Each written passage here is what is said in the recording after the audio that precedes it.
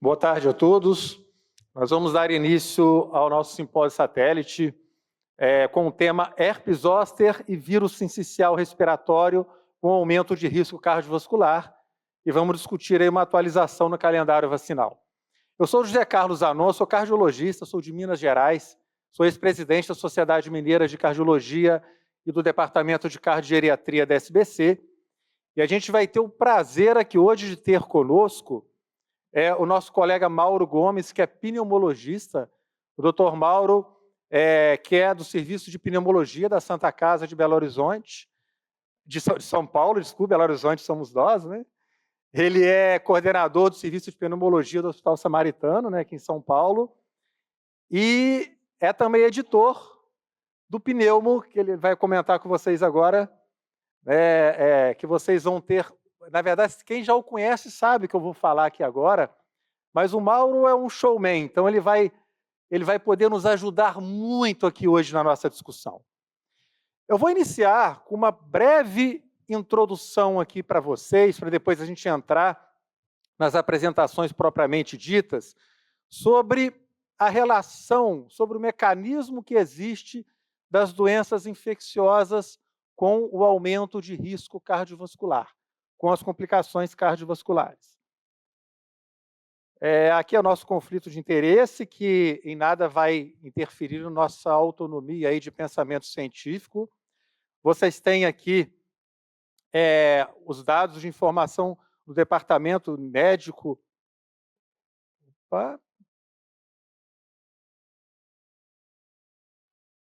Do departamento médico, desculpe, da GSK, e aqui embaixo o e-mail de farmacovigilância da empresa, caso queiram fazer contato. Gostaríamos de agradecer aqui a GSK pelo honroso convite, e a gente vai ter um tempo de discussão com a plateia, então fiquem realmente à vontade aqui para a gente discutir e para a gente trocar uma ideia juntos dos temas abordados. Então vamos lá, vamos fazer então essa breve introdução desses principais mecanismos que aumentam o risco de complicação cardiovascular. As infecções, elas já vêm sendo estudadas há muito tempo como sendo complicadores cardiovasculares, principalmente as infecções respiratórias.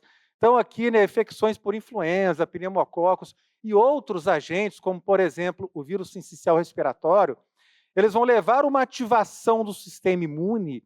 Essa ativação aumenta as citocinas pró-inflamatórias, essas citocinas levam à disfunção endotelial e com todo aquele ambiente de hipercoagulabilidade que as infecções levam, a gente vai aumentar a ruptura de placa e vai levar a evento isquêmico agudo, tanto infarto quanto AVC. Da mesma forma, a gente tem uma estimulação simpática aumentada nas doenças infecciosas, aumentando a demanda miocárdica de O2, também contribuindo para uma evolução de evento isquêmico. E do outro lado, esse aumento de citocinas inflamatórias leva a uma depressão miocárdica, que pode evoluir para a insuficiência cardíaca, e a gente pode ter lesões inflamatórias diretas no miocárdio, levando a miocardite e levando à insuficiência cardíaca. Isso foi muito visto, né? muito discutido com o COVID, e pode acontecer com qualquer doença inflamatória infecciosa. E também uma hiperestimulação simpática, aumentando a demanda de O2, também vai levar a uma evolução da insuficiência cardíaca. Aqui só de maneira ilustrativa, então, conforme a gente falou, então todo aquele ambiente propício, né, de hipercoagulabilidade, de ativação de citocinas pró-inflamatórias, vai levar a uma ruptura de placa, vai levar a uma trombose, à formação do trombo e ao evento isquêmico final, principalmente infarto e AVC. E todos os outros fatores, ativação simpática, levando à vasoconstrição, o ambiente trombogênico do processo inflamatório, a disfunção endotelial, a febre levando ao aumento de demanda metabólica de taquicardia e as alterações inflamatórias diretas do miocárdio. Vejam aqui esse trabalho que mostra uma relação direta entre infecções do trato respiratório, infarto e AVC. A probabilidade do indivíduo ter influenza dentre o grupo que tinha infarto foi 2 vezes maior entre os casos controles. Então, se pegou indivíduos infartados que tiveram influenza previamente, até 10 dias antes do infarto, e os indivíduos com infarto tinham 2 vezes uma incidência maior de influenza do que o grupo controle. Quando se avaliou a incidência de AVC, a incidência de AVC foi cerca de 3 vezes maior dentro dos primeiros dias de uma infecção do trato respiratório. Vejo aqui uma meta-análise de 10 estudos avaliando a incidência de AVC, né, em indivíduos vacinados contra a influenza, uma redução significativa de desenvolvimento de influenza em quem foi de AVC em quem foi vacinado contra a influenza. Então, quando a gente pega aqui os principais fatores, né, de proteção cardiovascular, uso de estatinas, drogas antihipertensivas, cessação de tabagismo, vejo que quando a gente compara com a vacinação para influenza para prevenção de AM, a gente tem uma resposta importantíssima na vacinação, que não perde para o controle dos principais fatores de risco cardiovasculares. Ou seja, é o que nós vamos conversar muito a partir de agora, eu e o Dr. Mauro. A gente precisa realmente entender que a vacinação faz parte do arsenal de prevenção cardiovascular. Dr. Mauro.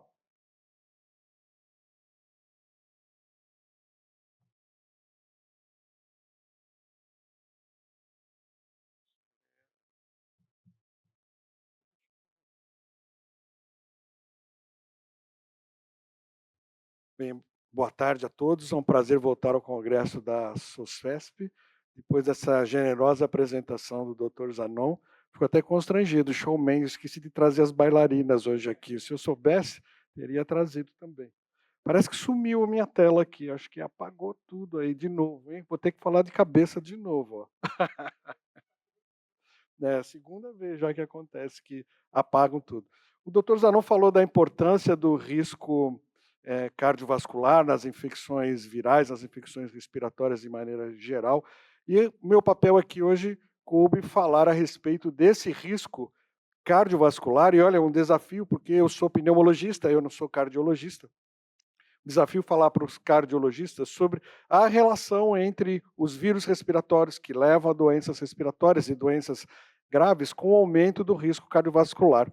Como já foi introduzido até pelo Dr. Zanon, o aumento do risco do infarto agudo do miocárdio pela influenza, e a gente sabe que esse risco aumenta principalmente nas primeiras semanas, nos primeiros dias após a infecção viral. Meu desafio aqui é apresentar para vocês que um vírus que até pouco tempo não é que até pouco tempo, é um vírus que nós, como médicos, desde os bancos da nossa formação médica, entendemos como um vírus exclusivamente causador de bronquiolite em crianças, que é o vírus sincicial respiratório, e acredito que grande parte de nós médicos fomos muito ingênuos durante todo esse período de entender que o vírus sincicial respiratório ele estaria restrito apenas na unidade de pediatria e não estivesse circulando pelo hospital por meio dos profissionais de saúde que lá atuam, pelos médicos que circulam pelo hospital ou pelos parentes desses pacientes, levando esse vírus para outras áreas e contaminando também adultos. E hoje, já há alguns anos, já pelo menos há mais de uma década, nós sabemos da grande inter-relação já que existe entre vírus sincicial respiratório e doenças pulmonares e também complicações cardiovasculares e de outros órgãos e sistemas em pessoas adultas e especialmente entre aqueles acima dos 50 anos de idade, acima dos 65 anos, especialmente os idosos, os portadores de doenças crônicas como cardiopatas, pneumopatas e assim sucessivamente. O grande risco que acontece e o nosso grande desafio, nós não pensamos nesse vírus no nosso dia a dia. Então, os pacientes chegam com uma exacerbação de DPOC, chega com uma exacerbação de uma doença cardiológica qualquer, e o que acontece? Nós entendemos que isso daí é uma gripe, todo mundo acaba passando como uma gripe, um resfriado ou uma influenza, mas é bem provável que no meio desse grande número de pacientes que nós atendemos com exacerbação, que a gente tenha vírus sincicial respiratório e não tenha sido percebido. Agora que abriu a minha apresentação, agora o cronômetro acho que está contando, não rodou pelo ó, o mouse não tá indo quando eu clico o mouse, nem quando eu clico passador. Vamos lá. Aqui, os conflitos de interesse, o doutor Zanon já colocou para todos nós, é um evento com o apoio da GSK, mas nós tivemos total autonomia para realizar essa apresentação e vocês podem ver até pelo disclaimer que muitos dos slides que tem aqui são meus slides próprios e nem fornecidos pela empresa. Então, aquilo que eu adiantei a vocês, nós sempre pensamos com o VSR como um vírus de criança. Nós não pensamos nesse vírus como um vírus de adulto. E o que nós temos observado é exatamente que esse vírus tem causado repercussões. E essas repercussões, ou esse impacto, nós começamos a perceber muito mais durante a pandemia da Covid.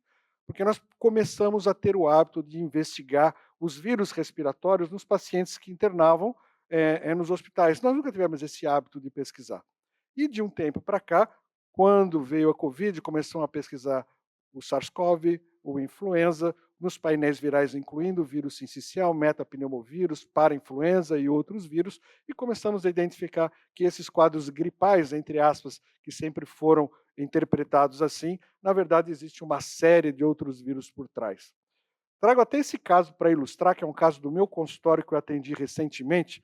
Veja uma senhora de 90 anos de idade, mas apesar da idade, é uma senhora rígida, autônoma, ela tem as suas atividades de vida diária praticamente normais, claro, dentro das limitações da idade dela. Para vocês terem uma ideia, só em 2023 ela teve uma apendicite aguda, que ela precisou de uma cirurgia de emergência. Posteriormente, no mesmo ano, num câncer de mama que ela foi operada. Operou 2 vezes. E no início do ano, o que aconteceu? Ela começou, a família me ligou, porque ela estava um pouco mais amuada em casa, estava um pouquinho mais cansada, não era o padrão habitual dela, não referia uma crise asmática, apenas eles observaram como eles controlam bem essa paciente, que a saturação dela, que era de 94, estava em torno de 90, me ligaram e eu pedi para passar no consultório. Entendi que ela podia estar entrando numa exacerbação de asma e os quadros virais são os principais responsáveis por exacerbações em portadores de doenças respiratórias crônicas. Eu pedi um painel viral para essa senhora no consultório e qual não foi a surpresa? Olha, 28 de março desse ano era o vírus sincicial respiratório. Então, ele está presente no nosso dia a dia, nessas gripes que rondam o nosso consultório, nós não temos o costume de investigar. Esse senhor é um senhor de 75 anos, eu acompanhei ele durante a pandemia da Covid, ele teve uma Covid grave, não chegou a ficar entubado, mas ele teve algumas limitações, como dispneia, uma dificuldade motora após a Covid, mas recuperou muito bem. E no início desse ano também, ele internou com broncoespasmo no hospital, tosse persistente e chiado. Ele não tem asma, ele não tem DPOC, uma tosse incoercível com uma sibilância difusa. E essa era a tomografia dele no momento da internação. Vocês vejam que tem bastante vidro fosco esparso pelos 2 pulmões, tem áreas de impactação mucoide, tem umas consolidações um pouco mais nas bases. Pedimos um painel viral na internação no hospital. Vejam, 20 de abril agora, questão de um mês atrás, era internação por vírus sincicial respiratório. Então, esse vírus está no nosso dia a dia, nós não temos o costume de perguntar, e ele está passando por aí como gripe, como resfriado. Porque a maioria de nós não pensa no vírus sincicial respiratório como um patógeno importante causador de doenças respiratórias. Quando pensa, nós pensamos tardiamente. Esse paciente passa no pronto-socorro, vai receber sintomático, ou ele vai estar em casa, vai se automedicar com os sintomáticos. Somente lá pelo 7º, 8º dia, quando ele complica, que ele volta para o hospital, ele é internado, e mesmo assim não se investiga o vírus. Quando se investiga, já está fora daquele período inicial dos primeiros dias, onde você consegue a positividade no teste respiratório. Quando conseguimos o teste, porque os testes, quando nós solicitamos, são caros, o paciente não quer cobrir, o convênio não arca com isso, e a gente acaba não identificando o vírus em boa parte das vezes. Fato é que a maior carga de infecções acontece na criança até os primeiros 2 anos de idade, é onde tem a maior carga de doença. Essa infecção ela se repete ao longo da vida dessa pessoa até a idade adulta, e inclusive quando ela chega na fase acima dos 65 anos, dos 60 a 65 mais. Só que nessa etapa, o indivíduo com 60 a mais, ele já tem comorbidades, ele já usa outros medicamentos, ele já tem uma imunossenescência, uma queda da sua resposta imunológica, o que vai fazer com que as repercussões desse vírus sejam diferentes do que eram quando criança ou quando mais jovem. Trouxe os dados de síndrome respiratória aguda grave no Brasil de 2023. Todos os dados de 2023. Todos os pacientes que internaram com CIRRAG no Brasil, vejo que o número de 150 mil casos, mais baixo, obviamente, do que naquele período de pico da pandemia, onde mais de 1 milhão era esse número, mas mesmo assim é de 2, 3 vezes mais do que nós tínhamos antes do período pandêmico. E vejam que vírus sincicial respiratório e SARS-CoV-2 estão lado a lado em termos de importância de número de casos de síndrome respiratória aguda grave no Brasil. Muito mais até do que a influenza. O vírus sincicial ele aumentou muito no ano passado, no início do ano, começou a decair do meio do ano para frente, e o vírus da Covid, ele começou a ter um acréscimo maior do meio do ano para o final, por isso que acabou empatando. Mas começo do ano era mais de 50% de vírus sincicial, para depois aumentar o SARS-CoV. Vejo que em termos de mortes, repercute ainda muitas mortes pela Covid no Brasil. Morre no Brasil ainda, é como se caísse um Boeing com 200 passageiros toda semana no nosso país de mortes pela Covid.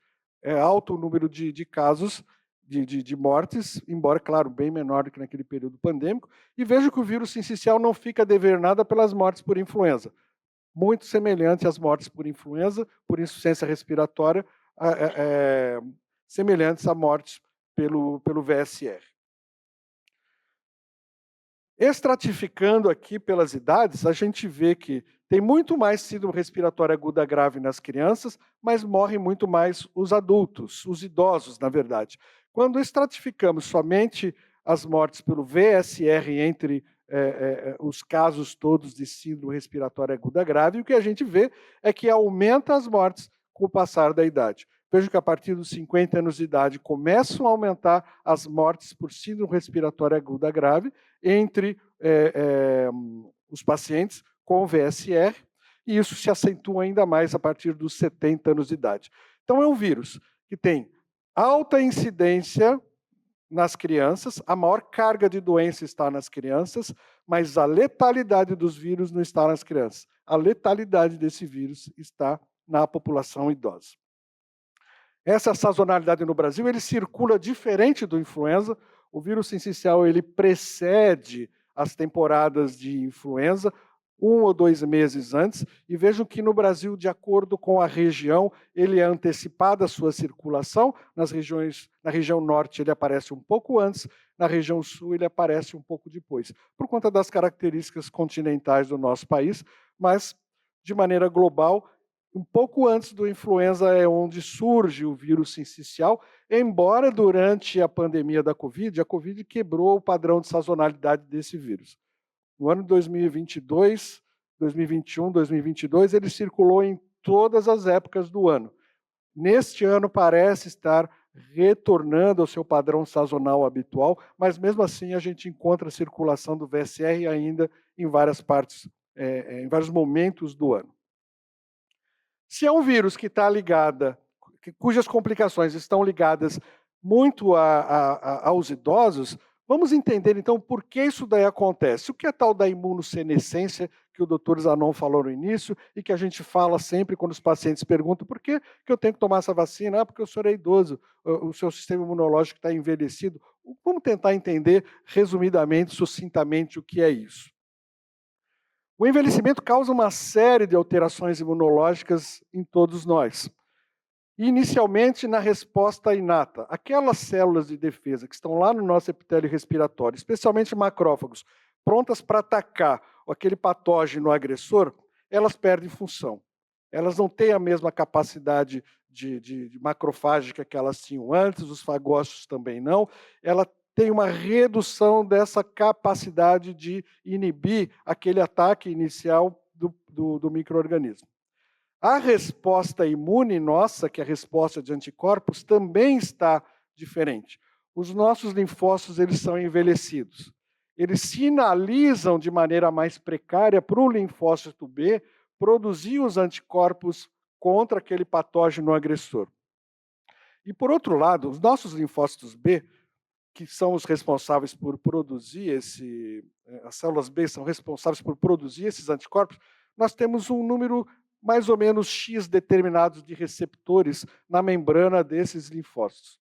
Então, ao longo da vida, nós vamos ocupando esses receptores com determinados antígenos que nós vamos tendo contato ao longo da vida.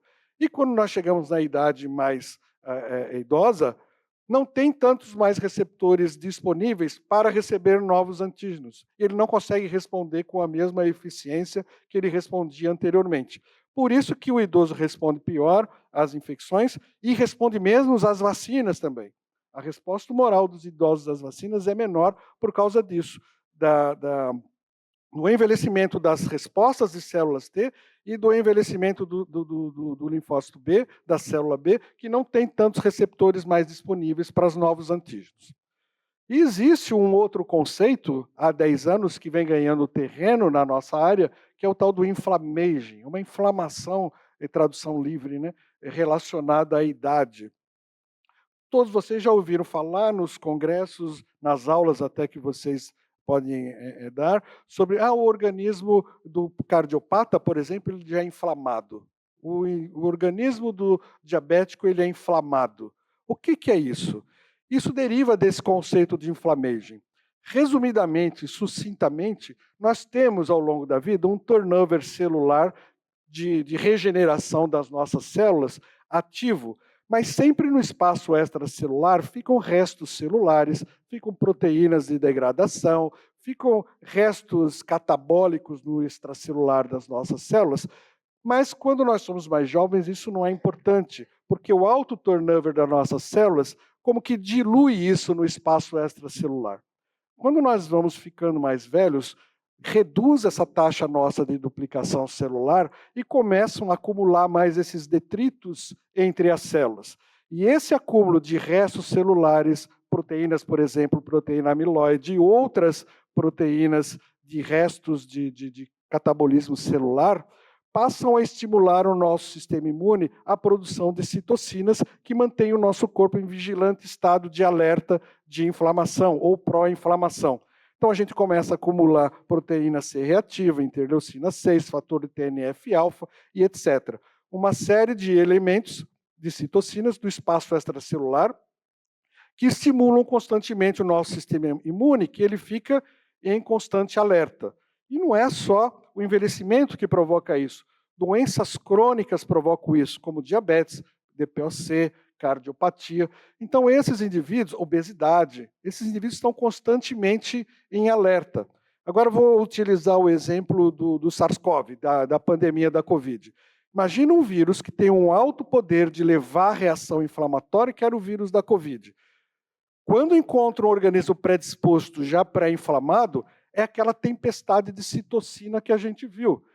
É como se nós estivéssemos querendo apagar o fogo com gasolina. O indivíduo queima por inteiro, porque é muita inflamação. Aí a gente viu aquele grande número de óbitos por insuficiência respiratória, e quem eram os pacientes que mais morriam?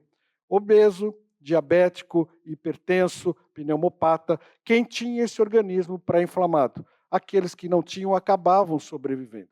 Então a imunossenescência está relacionada a todos esses fatores. Perda de resposta inata, perda de resposta humoral e o inflammaging. Todas essas circunstâncias diminuem a resposta do idoso às infecções e diminui a resposta vacinal do idoso quando administradas as vacinas. Vamos então, vista essa introdução, as complicações dos adultos pelo vírus sincicial respiratório. Vejam que essa corte foram de pacientes que foram hospitalizados por influenza e por vírus sincicial respiratório.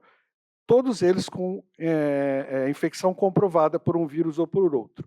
A carga de influenza foi muito maior, 4 ou 5 vezes mais. Mas vejam que, em termos de complicações, complicaram mais durante a internação os pacientes que tinham VSR do que os pacientes que tinham influenza.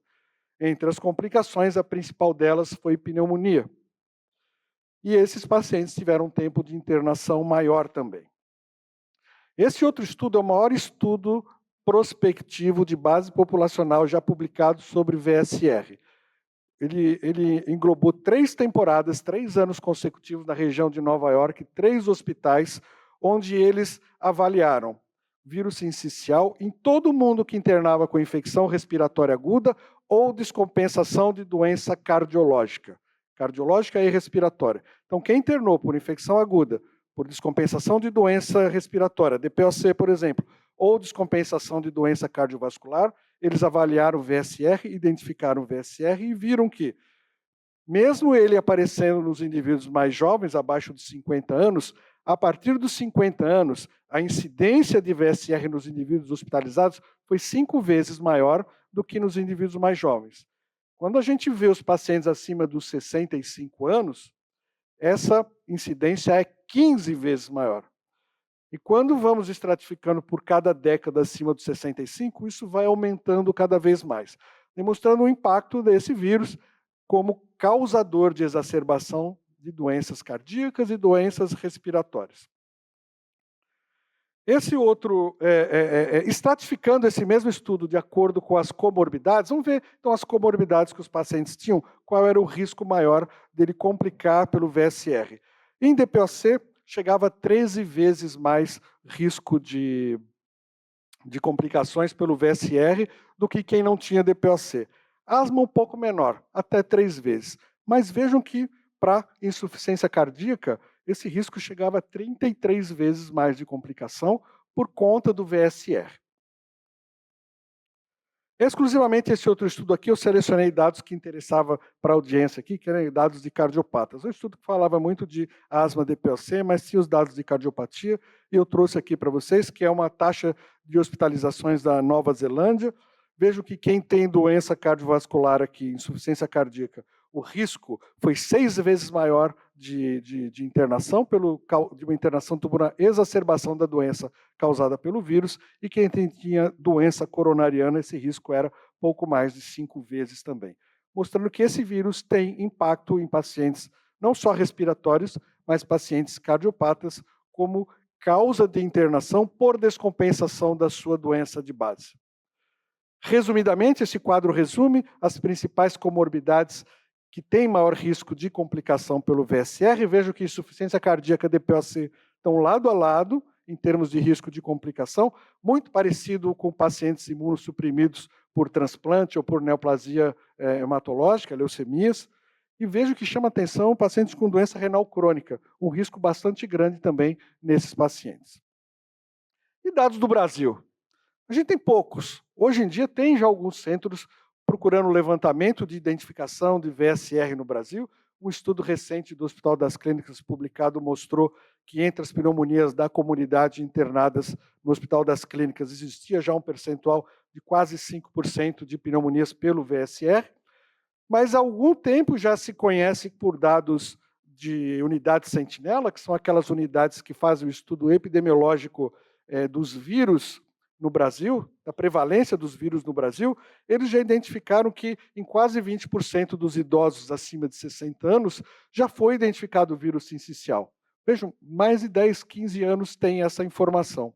E quando a gente vê a letalidade no Brasil por vírus sincicial, morrem nas crianças, a letalidade das crianças, as crianças que têm VSR, cerca de 2% delas morrem.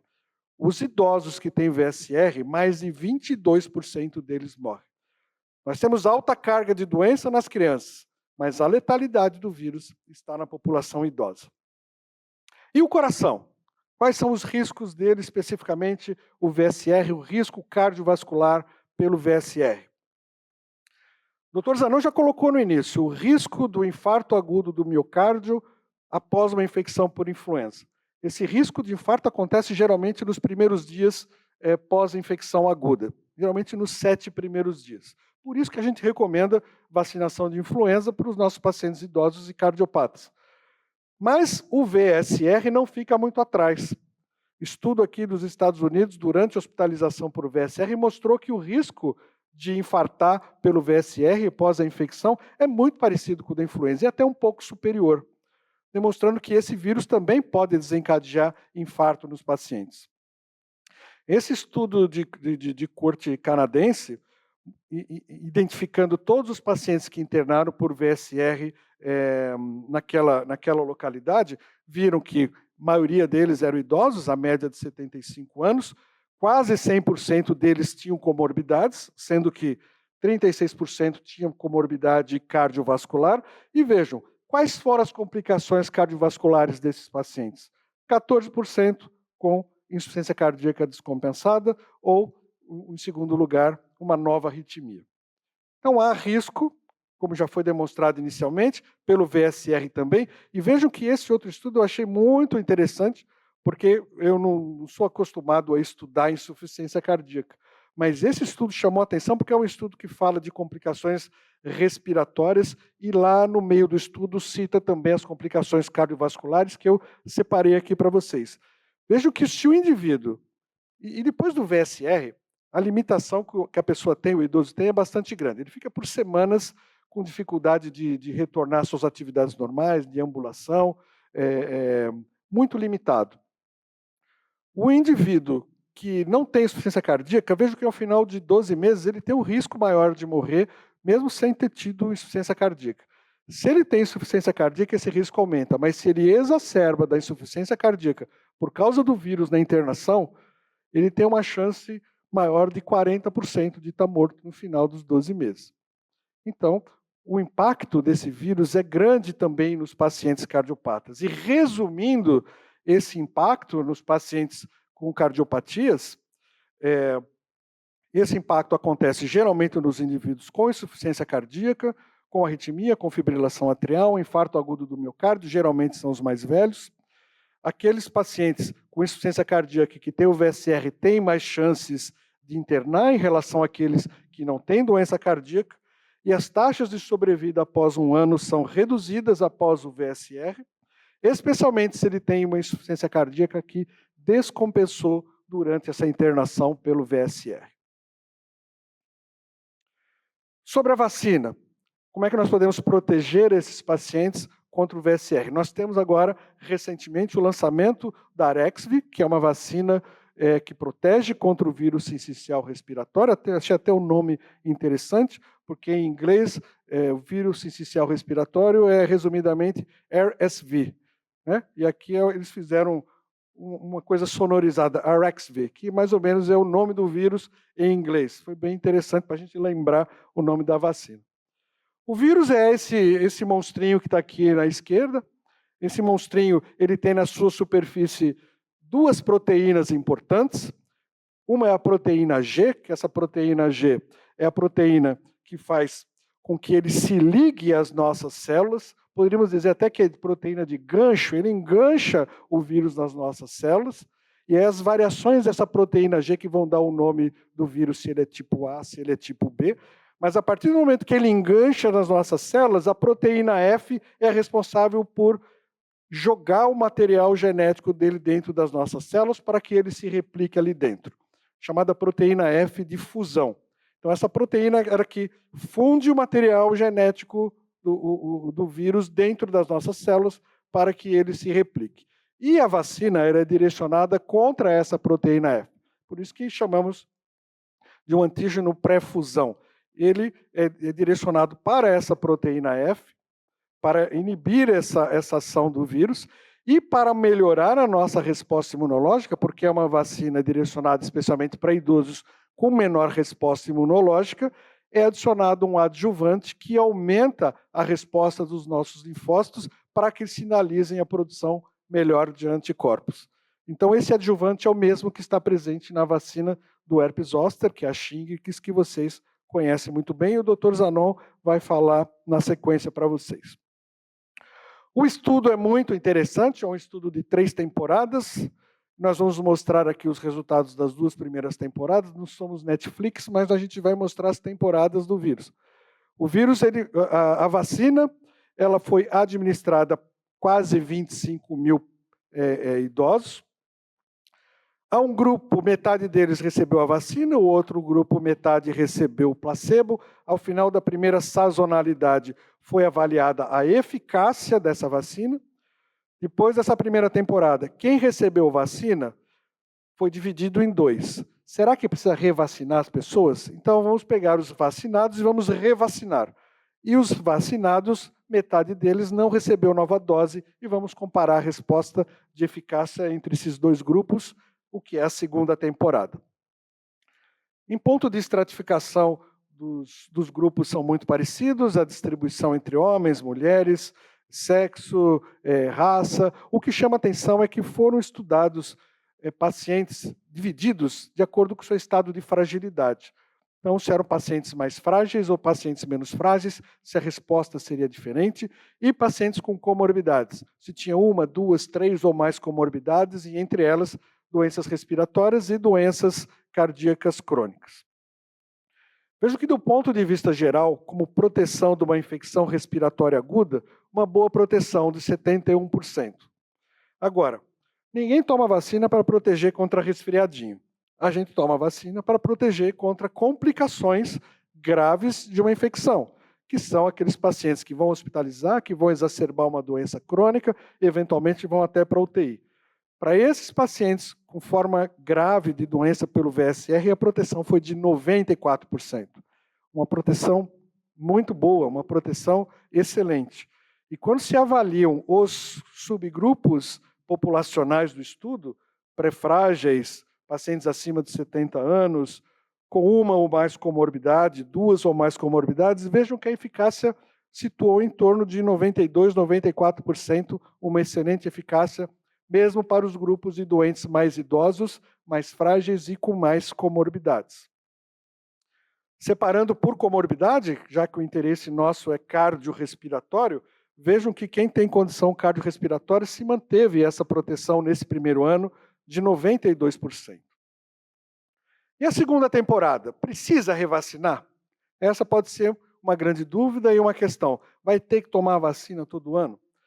Vejo que, do ponto de vista de doença respiratória pelo VSR, houve uma queda pequena de 82% para 67%. Vamos lembrar que a eficácia da vacina influenza que a gente administra todo ano e que a gente acha uma eficácia boa de proteção é em torno de 60%, mesmo com essa queda, é uma proteção ainda melhor que a da vacina influenza.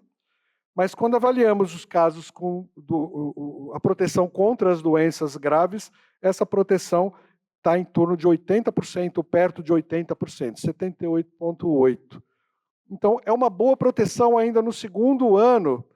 E quando se comparou quem revacinou com quem não foi revacinado, a proteção foi semelhante, indicando que nesse primeiro ano não há necessidade de revacinação pela vacina contra o VSR, na população nossa de pacientes idosos e com comorbidades.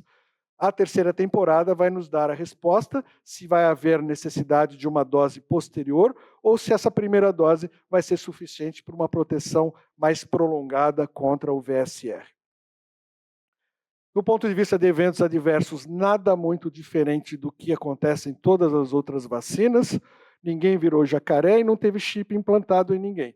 O que aconteceu foi só dor no local da aplicação e sintomas gerais, como acontece em qualquer vacina respiratória, um pouquinho de cefaleia, um pouco de fadiga, sintomas autolimitados que em 4 a 7 dias se resolvem, não houve nenhuma complicação referente a isso. Deixando minhas mensagens finais sobre essa apresentação, estamos dizendo que eu estou nos 5 minutos finais, então, até por questão de compliance, eu deixo aqui a bula para vocês, o QR Code vocês podem obter mais informações sobre a bula do produto, informações de segurança, fica aqui para vocês poderem fotografar e acessarem. E lembrando que a imunossenescência e as comorbidades favorecem mais infecções respiratórias nos idosos, o VSR tem uma incidência subestimada nos adultos. E o risco do VSR ele é maior nos idosos, nos cardiopatas, nos asmáticos e em quem tem DPOC, e há vacinas atualmente para essas populações. A eficácia da Arexvy é de 94,1% para a prevenção das formas graves de doença pelo vírus sincicial respiratório nos idosos, incluindo indivíduos com comorbidades cardiorrespiratórias. No final, eu deixo aqui, peraí, não foi o próximo aqui. Tem que rodar o próximo aí.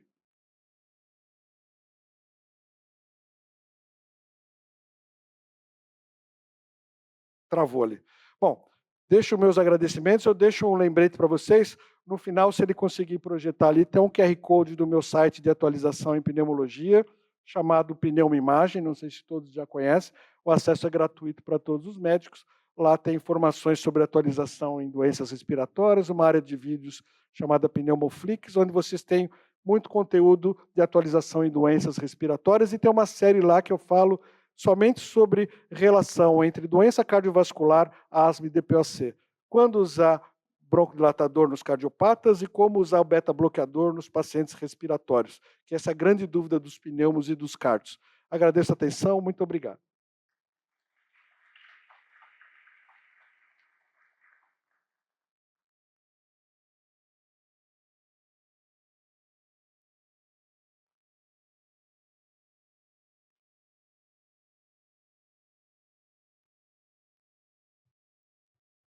Vamos tentar vencer os problemas técnicos aqui. Vamos voltar ao início. Então, dando continuidade, né? Da mesma maneira que... Deixar aqui, Mauro, o seu QR Code para a turma poder fotografar, viu? Do Pneumo Imagem, viu, Mauro? Então, vamos lá. Dando continuidade, a gente vai conversar agora sobre herpes zoster. Então, da mesma maneira que a gente conversou, o colega está fotografando ainda, a gente volta. Da mesma maneira que a gente conversou no início, que o Dr. Mauro colocou, da importância das infecções respiratórias com aumento de risco cardiovascular, o herpes zoster também tem uma relação direta com o risco cardiovascular. Isso é muitas vezes pouco entendido ou pouco visto pela cardiologia, né? E essa relação de risco também é direta, que é o que a gente vai conversar aqui. O herpes zoster é uma doença altamente debilitante. Quem acompanha pacientes com herpes zoster, quem já teve herpes zoster, teve um familiar, sabe como é traumático a neurite pós-herpética, uma dor muitas vezes limitante e que o paciente pode carregá-la por vários anos.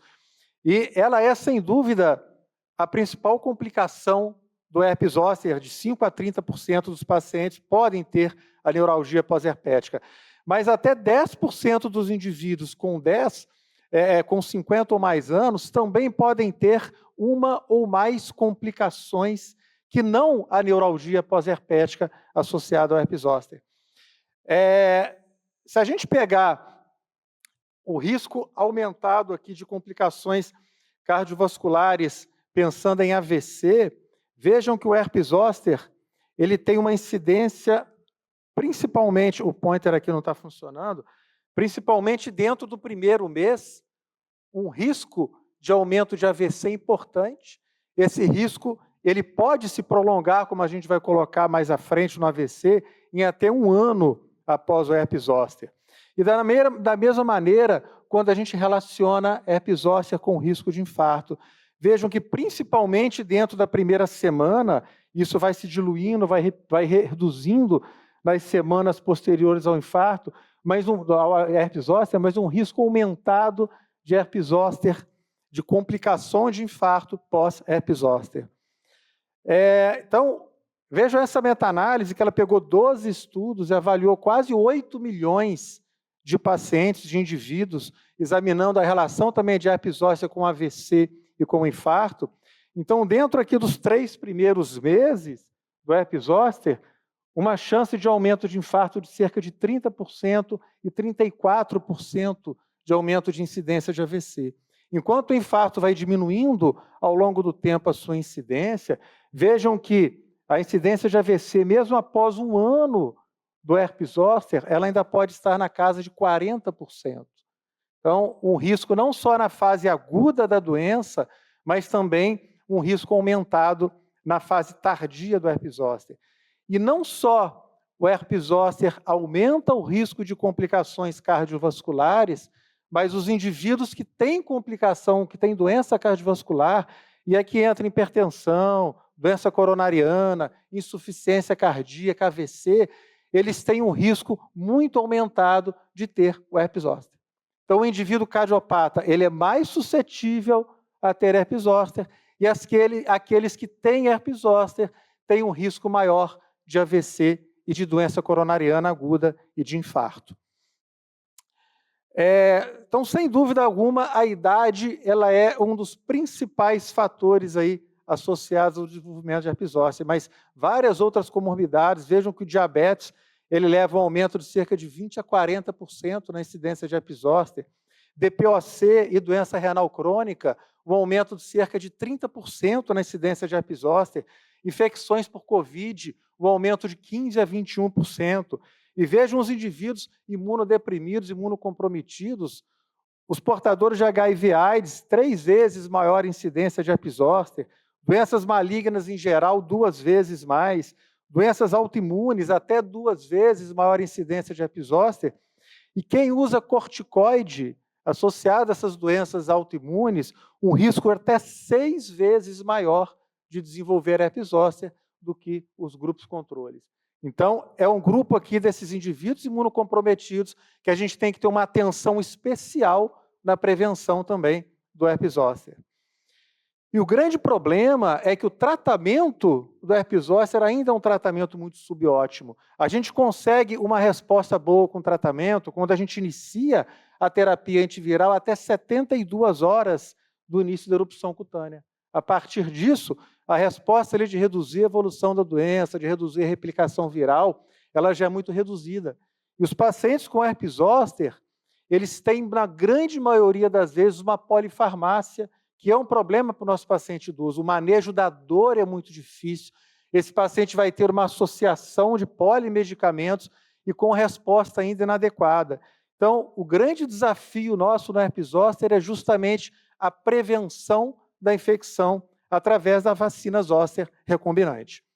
Então, a vacina zoster recombinante, ela trouxe aí um grande avanço realmente na prevenção da doença, e o grande problema é que, vejo isso são dados nossos brasileiros, 94% dos adultos brasileiros, eles podem apresentar evidência sorológica de herpes zoster. Dados norte-americanos colocam que até 99% dos norte-americanos têm evidência sorológica do herpes zoster, do vírus, né, varicela zoster. Por quê?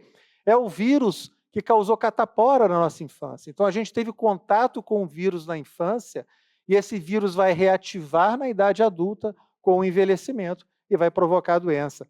E 1 em cada 3 indivíduos pode desenvolver herpes zoster ao longo da vida.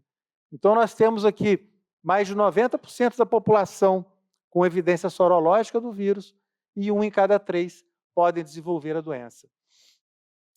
Vejam que, quando a gente pega a incidência de herpes zoster com a idade, ela tem um aumento importante a partir dos 50 anos de idade, justamente pelo que o Dr. Mauro colocou da imunossenescência. A nossa redução de defesa imunológica com o envelhecimento vai fazer com que aquele vírus que estava inativo, que a gente teve contato na infância, ele vá desenvolver a doença e com um aumento aqui importante a partir dos 50 anos de idade. E com o envelhecimento, não só aumenta a incidência de herpes zoster, mas aumenta também a incidência de neuralgia pós-herpética. E vejam só, aumenta a duração da neuralgia pós-herpética. Se a gente pegar os pacientes aqui acima de 60 anos de idade, a maior parte deles vai ter neuralgia pós-herpética por mais de 1 ano. Então, é uma dor limitante para a qualidade de vida e com envelhecimento altamente duradoura. Então, nos pacientes acima de 60 anos, principalmente acima de 70, mais da metade vão ter neuralgia pós-herpética por mais de 1 ano após a doença. Então, o que acontece em relação à resposta imunológica é que a gente tem um contato com o vírus na infância, vamos desenvolver aqui uma resposta imunológica. Essa resposta, essa imunidade, ela pode ser reforçada com novos contatos com o vírus ao longo da vida, e a partir dos 50 anos a gente tem um declínio importante na imunidade. E o que a vacina vai fazer, o que a Shingrix, que é a vacina herpes zoster, vai fazer é restaurar essa resposta imunológica, colocando uma resposta mais durável ao longo da vida. Como que é desenvolvida a vacina? Então, a vacina vai usar como antígeno a glicoproteína E. Essa glicoproteína é uma glicoproteína abundante na superfície do vírus varicela zoster, e ela que vai ser expressa durante os episódios de herpes zoster. Então, o alvo na resposta imunoral vai ser a glicoproteína E, e a vacina vai usar o mesmo sistema adjuvante que o Mauro comentou da vacina do vírus sincicial, porém com um dobro aqui de quantidade em relação à vacina do vírus sincicial, que é o adjuvante AS01. Então, esse adjuvante junto à vacina, ele vai melhorar a resposta imunológica do idoso, vai melhorar e vai fazer com que essa resposta fique mais duradoura após a vacinação.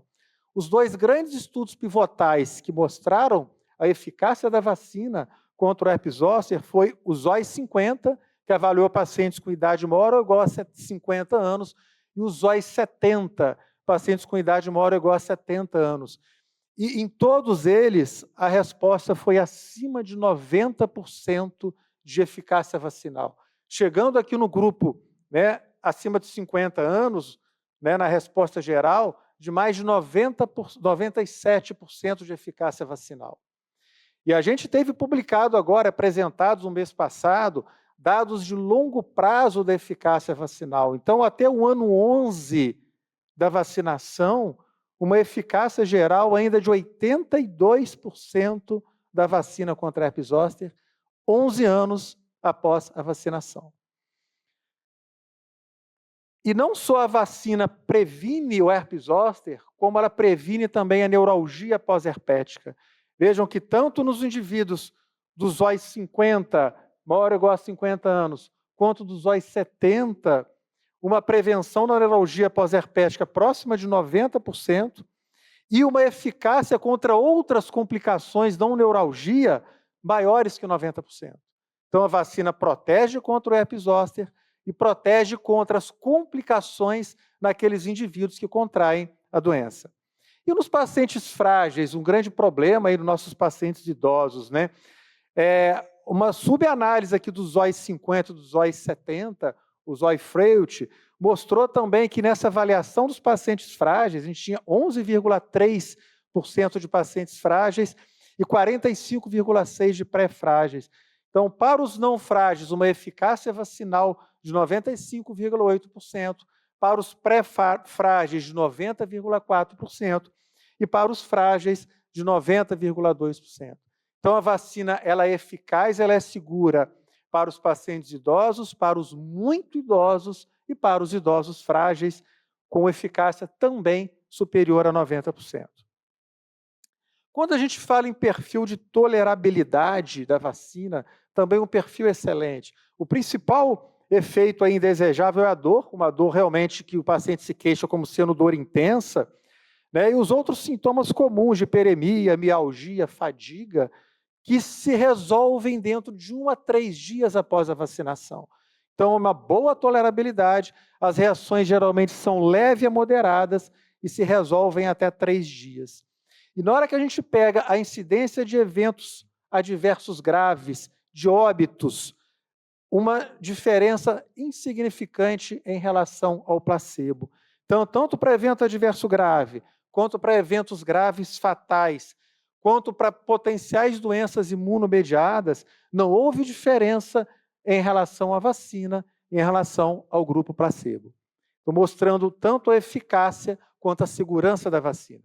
Como é que é o cronograma de vacinação da Shingrix? A orientação geral é que você tenha a primeira dose e uma segunda dose 2 meses após a dose inicial. Ela pode ser feita até 6 meses após a vacinação inicial, mas a orientação é a primeira dosagem e uma dosagem 2 meses após.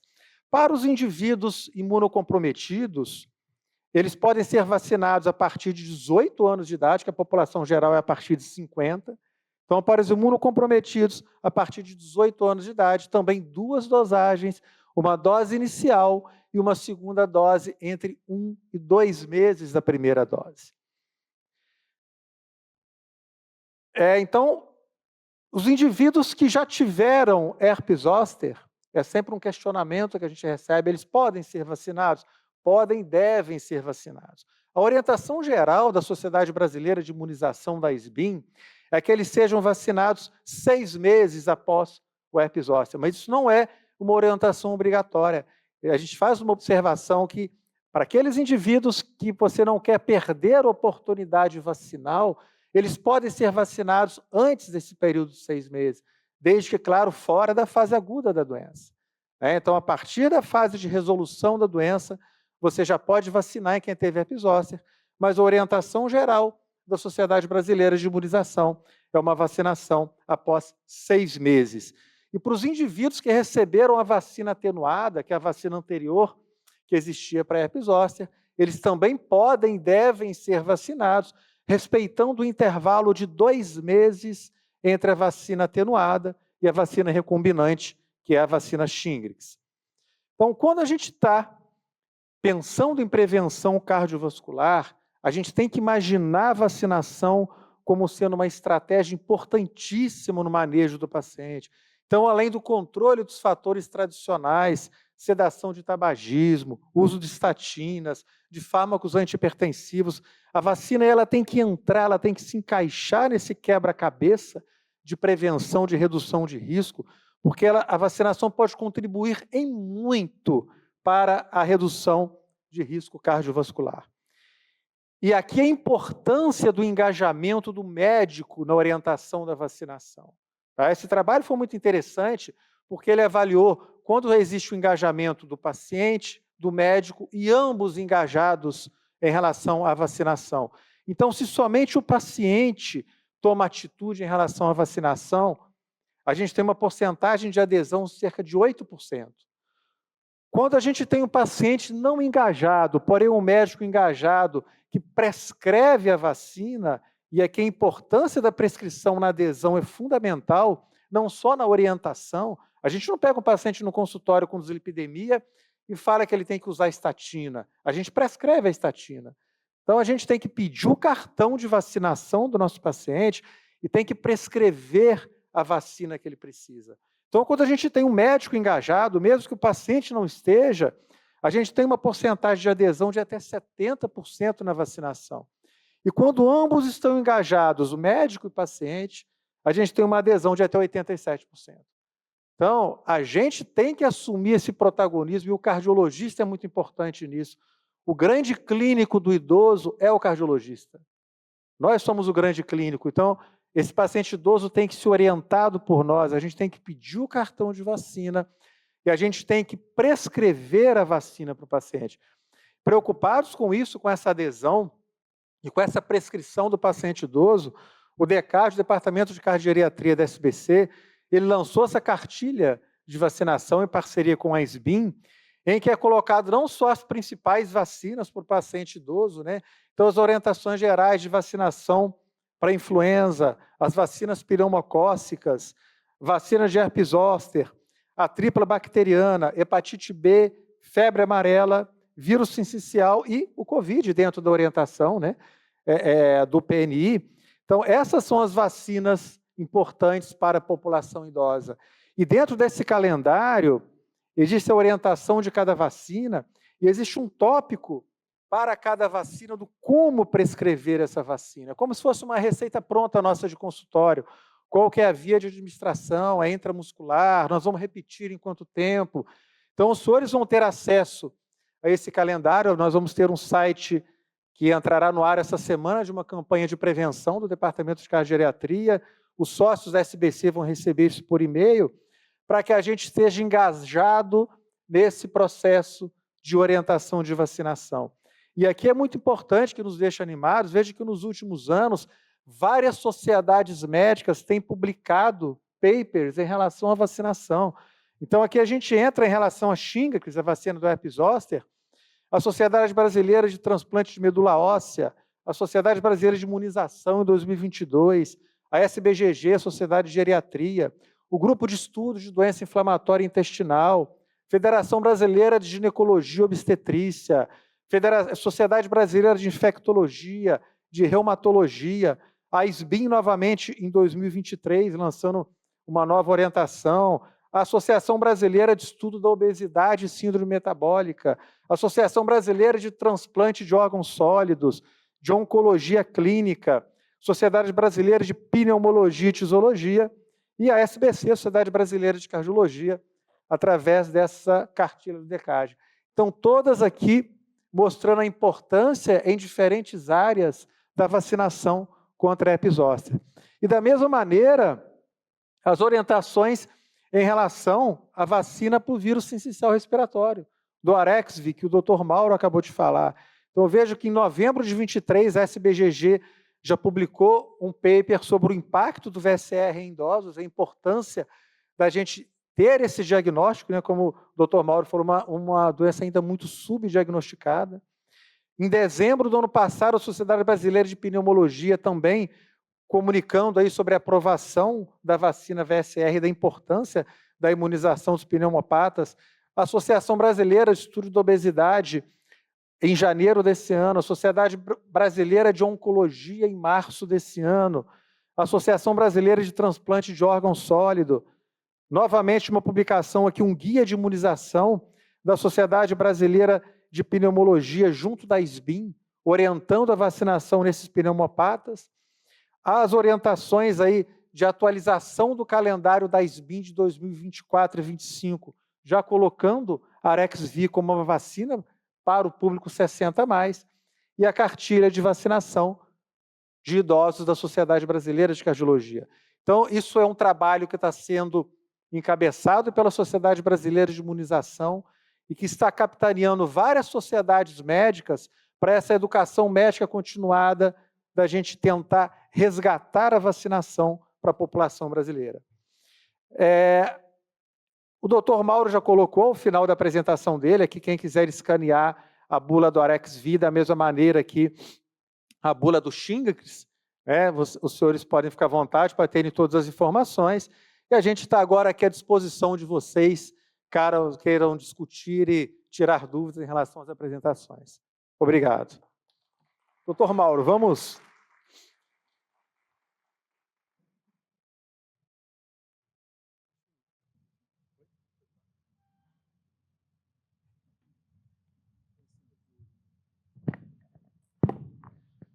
Ô Mauro, enquanto a plateia, né, vai se organizando, quem quiser participar, fiquem à vontade, tá? A gente aqui realmente tem esse tempo agora para a conversa mesmo, para a nossa discussão, esses 20 minutos finais.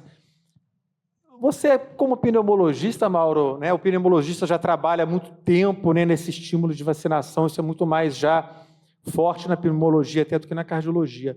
O que o senhor enxerga hoje como um grande desafio para a gente realmente ter uma vacinação eficaz na nossa população brasileira? Essa é uma pergunta de $1 milhão ou mais, né? Porque o Brasil sempre teve uma cultura vacinal, mas sempre foi muito ligado à pediatria. O adulto nunca teve o hábito de se vacinar, ou talvez essa questão não tenha sido muito colocada.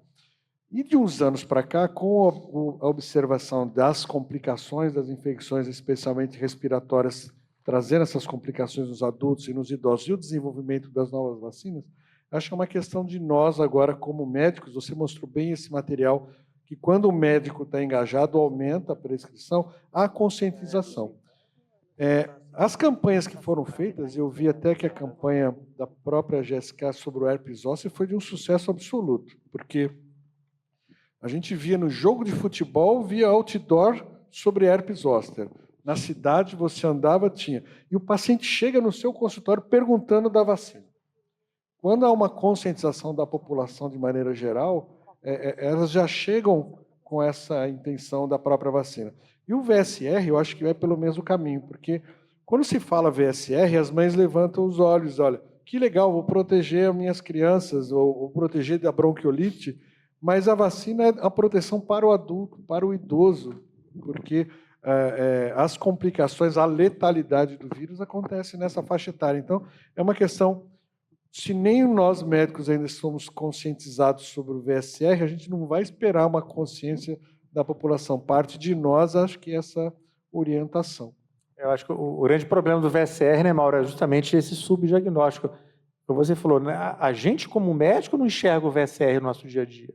Nossos pacientes internam, nossos ambulatórios de cardiologia, internam complicação respiratória, e a gente não discute com o nosso residente sobre VSR, Isso está crescendo agora. Tudo é influenza. Tudo, né? Tudo influenza. Aí o paciente toma a vacina da gripe, 2, 3 dias depois tem a gripe e essa vacina não vale nada. Por quê? Tem metapneumovírus, tem parainfluenza, tem os adenovírus, rinovírus todos, tem o vírus sincicial que estão circulando, mas a gente mesmo não tinha essa noção, consciência. Eu acho que um ensinamento da Covid é realmente a investigação dos vírus nas infecções respiratórias. Houve também o que nós não tínhamos no passado, o desenvolvimento dos painéis virais que conseguem fazer um diagnóstico rápido dos vírus. Há 10 anos atrás, a gente não tinha como fazer isso. Hoje, a gente tem pelo menos painéis virais de 4, 7, 11 patógenos que, em poucas horas, você consegue identificar que vírus é. Esses 2 casos que eu apresentei eram casos que, até poucos anos atrás, seriam internados como pneumonia ou como exacerbação de asma. E foi uma gripe, foi um vírus que o senhor pegou, exacerbou, tratou a exacerbação e foi embora. Esse senhor que eu mostrei o caso da pneumonia, ele ficou internado uns 5 dias. Depois da alta, ele levou 1 mês para se recuperar a condição física de deambulação dele, de autonomia para suas atividades, de tamanha debilidade que ele ficou. Ele não é asmático, não é DPOC, fez um broncoespasmo importante, uma tosse incoercível que demorou a passar, e aí ele passou em consulta ontem comigo no retorno pós 30 dias, aí já voltou melhor. Mas até fonoaudiologia ele tem que fazer, porque ele estava com disfagia pós essa infecção. Eu acho que os painéis virais vão nos ajudar nessa educação, né, Mauro? Para a gente começar a enxergar o vírus sincicial, acho que vai ser fundamental. Eu acho que a partir do momento que a gente consegue enxergar na nossa prática do dia a dia, você começa a conscientizar mais. Se você entender que tudo é gripe e resfriado, vai ser difícil. Doutor Roberto, levantou a mão. Roberto Gamaschi, do Rio de Janeiro, não é isso?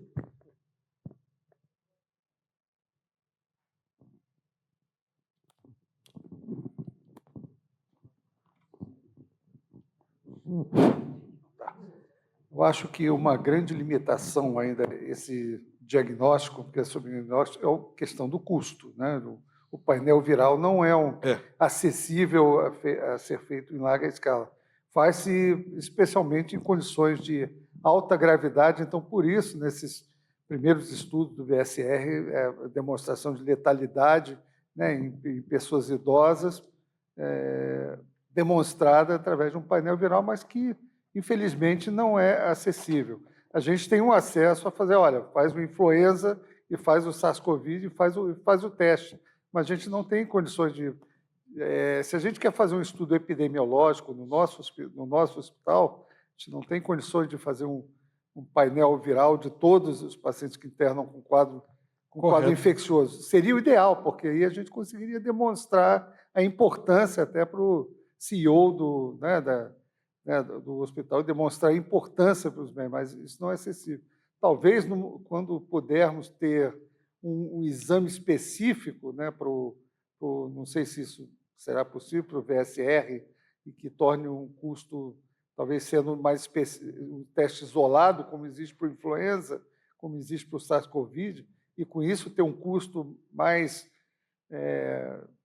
barato, para ter um diagnóstico específico, para fazer um rastreamento básico, de não chegar a necessitar de pedir um painel viral, a gente possa ter condições de propor um estudo epidemiológico dentro da nossa própria instituição e demonstrar a importância dentro do nosso meio. Eu acho que isso foi até uma dúvida para esse estudo do VSR, né, da eficácia da vacina, mas o desfecho, né, o TDRI, né, infecção do trato respiratório inferior, o desfecho foi caracterizado, foi VSR? Foi, mas foi testado e foi demonstrado que era VSR mesmo e que diminuiu, mas foi um estudo faz um painel viral, mas dentro do nosso meio. Então, queria perguntar se enxergam a viabilidade do custo desse teste vir a ser reduzido, talvez ter um teste isolado, separado do painel viral, de forma que a gente possa ter uma amostragem dentro do nosso próprio meio, de não necessitar apenas das informações dos estudos clínicos. Eu acho que é possível, não posso dar para a gente precisar em quanto tempo, mas acho que essa possibilidade existe, que a partir do momento que o conceito se populariza, o número de testes solicitados é maior, a escala vai naturalmente baratear. Nos Estados Unidos, o que já tem hoje, por exemplo, a gente na Covid, era muito difícil no começo da Covid ter um PCR para a Covid. Hoje, nas farmácias americanas, o único teste de swab nasal já vê Covid e vê influenza por PCR, não o teste de antígeno. E lá o VSR talvez comece a ser feito na farmácia também. Então, com essa popularização, você vai poder até em casa comprar um kit, dosar e já ver pelo menos vírus sincicial, hemófilos não, vírus sincicial, influenza A, influenza B e Covid. Tendo esses 4 na mão, você resolve pelo menos os de maior gravidade. Eu acho que num futuro próximo, com a popularização e o barateamento desses custos, vai ser possível. Para o nosso meio trazer para cá, não sei ainda, mas é uma perspectiva, acho que, viável. Eu acho que essas tecnologias elas vão barateando, né, Mauro, com o tempo. E eu acho que é isso mesmo, Roberto. Na hora que a gente vê um raio-x, né, da realidade da nossa população, do nosso serviço, inclusive, do nosso hospital, a gente vai ter um entendimento e uma atuação até muito mais eficiente. Esse hoje é o grande desafio, é a gente enxergar, né, o vírus na nossa prática do dia a dia. Esses painéis devem popularizar, esses testes rápidos, né, Mauro? Eles devem se desenvolver, essa é a expectativa. Eu lembro quando era residente, a gente, para saber a saturação do paciente, a gente escolhia uma gasometria com a seringa de vidro, tinha que pôr uma rolha na tampa, sair correndo da UTI e levar para o laboratório, senão degradava, entrava oxigênio e você acabava não tendo o exame da oxigenação do paciente adequada, né? A gasometria arterial. Hoje, com o relógio de pulso, você já vê a saturação de todo mundo. Quer dizer, a questão vai popularizar, né? É provável que a gente tenha testes aí.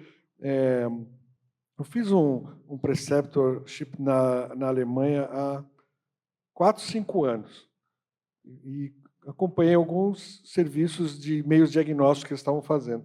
E eles estavam avançados já lá no diagnóstico etiológico das infecções pelos gases voláteis. O que é isso?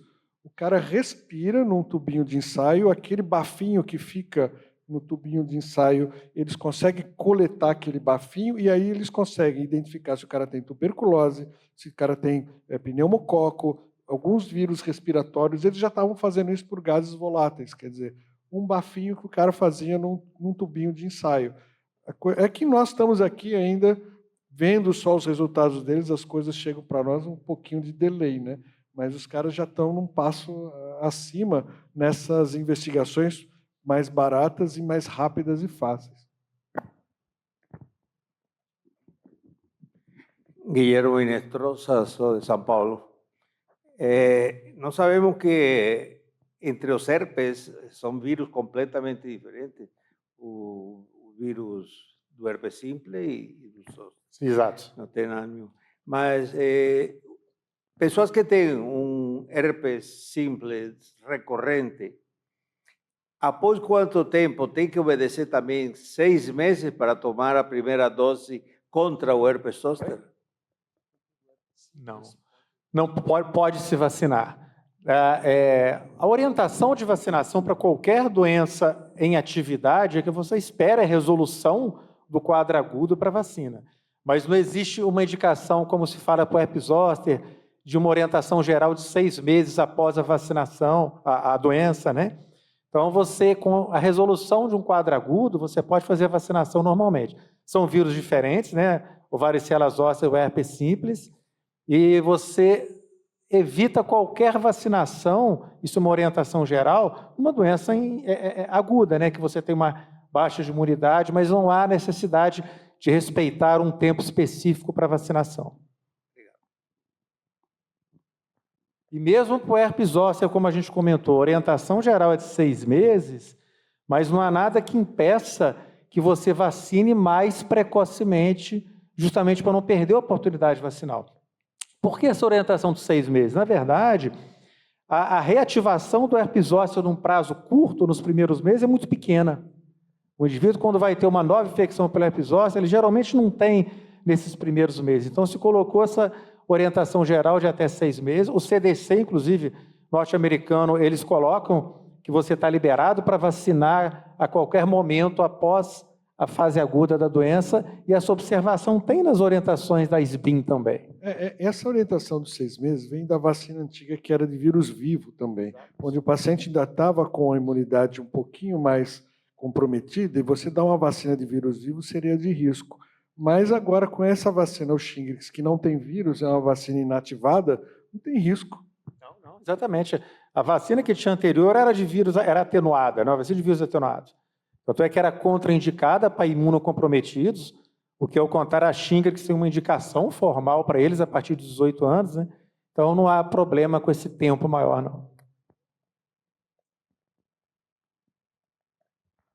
Alguma pergunta mais da plateia? Nós temos as 5 minutos. Uma observação mais? Acho que não surgiu a pergunta, mas é sempre uma questão se essa vacina é indicada para gestante. Essa vacina não foi testada para gestante. Então, não há recomendação da Arexvy ser administrada para gestante, porque não há os estudos ainda. Então, acho que essa é uma pergunta que sempre surge, não surgiu, mas acho bom a gente deixar frisado. Ok. Cláudio Honor do Rio de Janeiro, se existe alguma possibilidade dessas vacinas estarem disponíveis no serviço público e para quando? Temos todas essas expectativas, né, Mauro? Infelizmente, ainda não estão no serviço público, né?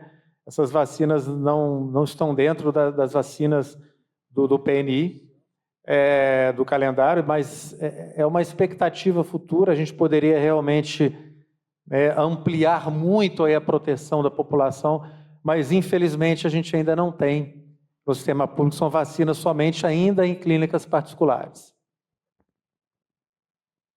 Dessas vacinas, por exemplo, de orientação para o idoso, né, da pneumocócica, a gente só tem a 23 no sistema público, as conjugadas, mesmo assim, para populações especiais, as conjugadas a gente não tem, vacina de herpes zoster, vírus sincicial também não estão ainda no programa, né, do PNI.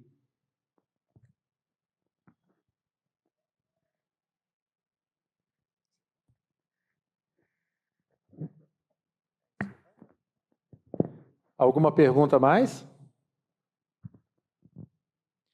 Senhores, se não temos mais participação, foi um prazer enorme tê-los vocês aqui. Espero que tenham